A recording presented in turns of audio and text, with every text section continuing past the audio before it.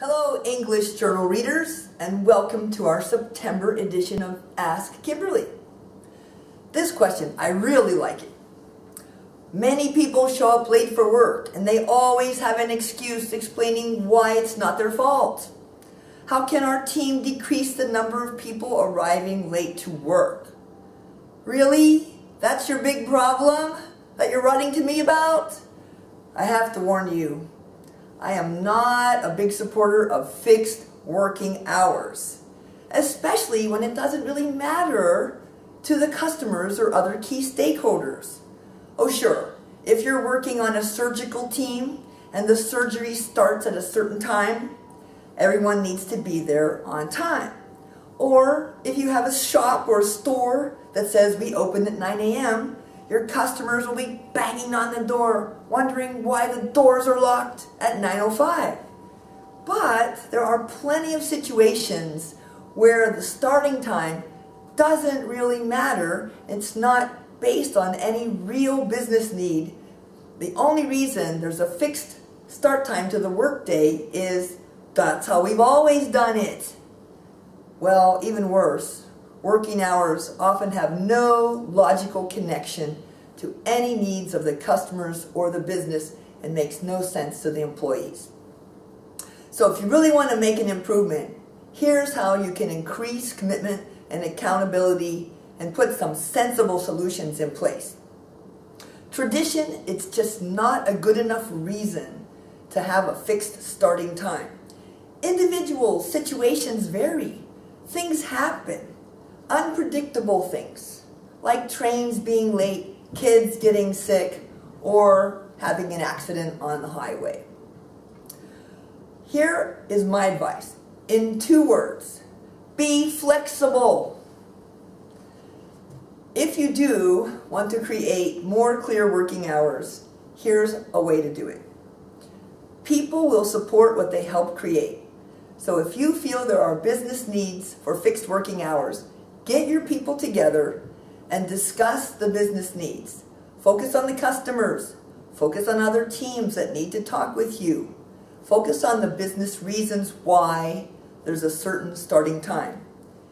Get agreement with your people on the business need, and then together with them, negotiate clear agreements of when people will arrive at work. And oh, by the way, some people on your team might arrive at different times because of time zones and working in global teams. But get firm commitments from people about when they will arrive for work or a window of time within which they'll arrive.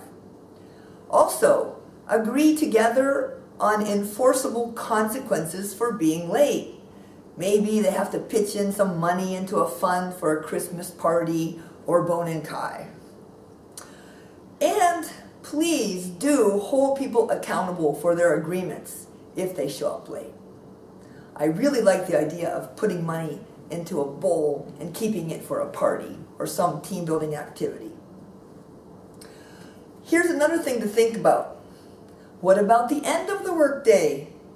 I mean, if managers are so concerned about the time we start working, why don't they care when we stop working? Do you think your manager is going to come in to work when you're there at 8, 9, 10 p.m. at night and tell you, stop working, get out of here, go home? Probably not. Well, if they're not going to ask you to stop working at the end of the day, why would they be so concerned about what time you start working?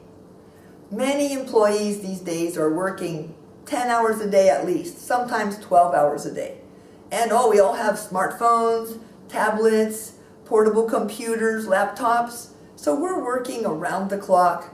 We're productive before we come to work and after work is over, and on the weekends as well.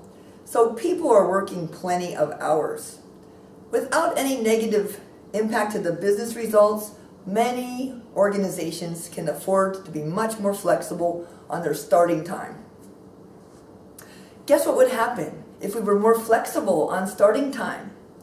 Highways would be less crowded, trains wouldn't be so packed during rush hour, you wouldn't have to wait in line to go into an elevator in the morning or at lunchtime even.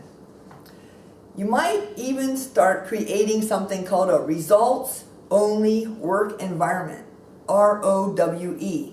This is something which is becoming more popular in the business world. What it means is we focus on the results people produce, not on the hours they spend hunched over their computer. You might spend 12 hours and achieve nothing, or within 2 hours you might be very productive.